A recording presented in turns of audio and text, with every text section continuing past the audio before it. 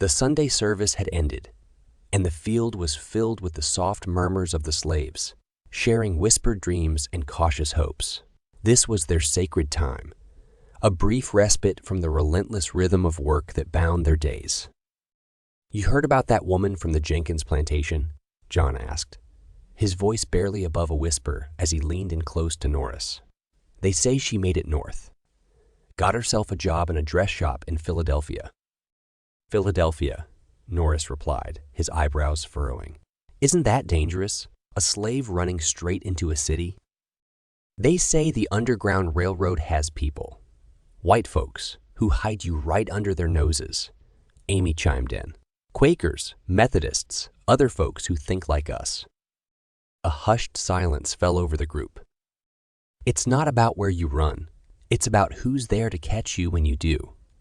Gary spoke up, his gaze distant as he peered into the horizon. "I heard there are entire towns up north, built by freed slaves. Can you imagine? A town where no one's a master or a slave." For a moment, they all allowed themselves to imagine it, the picture of freedom painted in their minds by Gary's words. "We can't just dream about it. We have to act," John said, his voice filled with determination. "But how?" Tricia asked, her voice filled with both fear and hope. "We start by believing," Gary replied, a soft yet firm resolution in his voice. "Believing that we're more than the labor we provide, that we're human beings, deserving of freedom.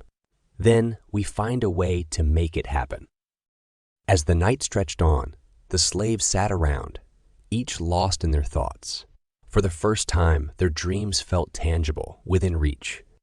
The whispers of the Underground Railroad had given them not just a path, but the courage to envision a life beyond the plantation, a life of freedom. The conversation that night was a spark that ignited a flame that would, in time, become an unquenchable fire for freedom. In the quiet solitude of the carriage house, Gary found himself embroiled in a deep internal struggle. He was Dirty Gary, the driver. His was the honor of donning the cleanest clothing among the slaves, the pleasure of the open road under his command, and the horror of watching the Harrisons stroll into the church each Sunday, praying to a God he was sure had forgotten him. He was the link between the world of the masters and the world of the slaves. But inside, he was just Gary, a man shackled by circumstance and yearning for a freedom he had only dared to dream of. He polished the carriage's brass fittings and thought of the stories, the whispers of the Underground Railroad, the tales of bravery and courage that circulated among his brethren. He was a slave, yes, but he was also a man with the same thirst for freedom as those brave souls who had dared to venture into the unknown.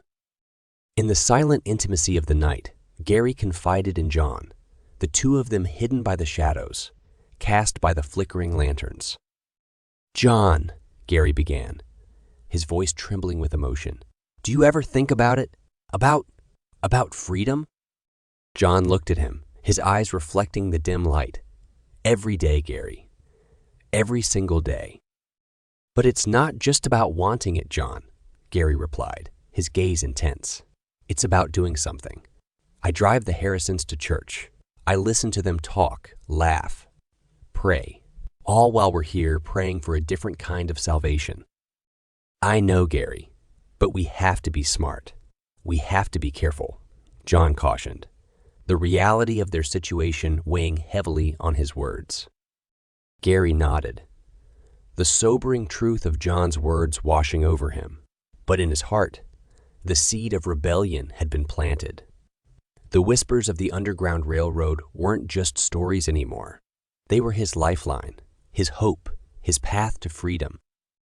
As he looked at the gleaming carriage, Gary realized he was at a crossroads. Would he continue to drive the Harrisons, quietly tolerating the paradox of his position, or would he seize the reins of his own destiny and chase the whispers of freedom? And in the quiet stillness of the night, Gary made his decision, a decision that would ripple through the Harrison plantation, setting a series of events into motion that would change the lives of everyone on it. As dawn crept over the plantation, An unfamiliar sensation stirred in Gary's chest. The usually placid horse driver was teetering on the edge of a precipice, driven by a resolve he had never known. The silent rebellion was taking shape, not with a roar, but with a whisper that seemed to echo in his heart. The stables, where Gary spent most of his time, had always been a place of refuge. The sweet scent of hay, the gentle nicker of horses, and the peaceful solitude provided a respite from the constant reminders of his servitude. It was here that Gary sat down with John again, away from the prying eyes and ears of the overseers. "John," Gary started, his voice steady and sure. "I've decided. I'm going to leave. I'm going to find the Underground Railroad." John paused, taking a moment to digest Gary's words. "Are you sure about this, Gary? It's dangerous." "I'm sure, John. More sure than I've ever been about anything," Gary affirmed, his determination unshakable. They spent the ensuing hours discussing Gary's plan, their voices dropping to whispers as they plotted a course towards freedom. Gary would leave under the guise of the Sunday church trip, abandoning the carriage mid-journey and making his way north, guided by the constellations and whispered advice of fellow slaves. Gary knew the risks he was taking.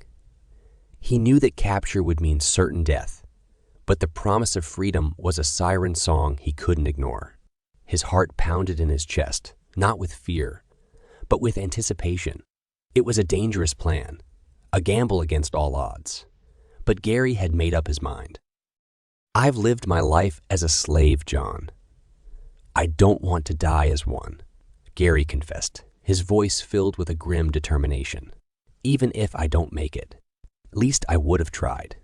I would have fought." John looked at him, his eyes filled with respect and a hint of fear. "May God be with you, Gary," he said, offering a silent prayer for his friend's safe passage.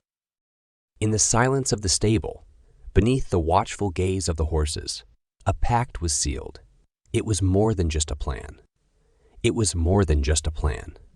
It was a rebellion, a silent upheaval that had begun with a whisper and would end with either the sweet taste of freedom or the bitter sting of death.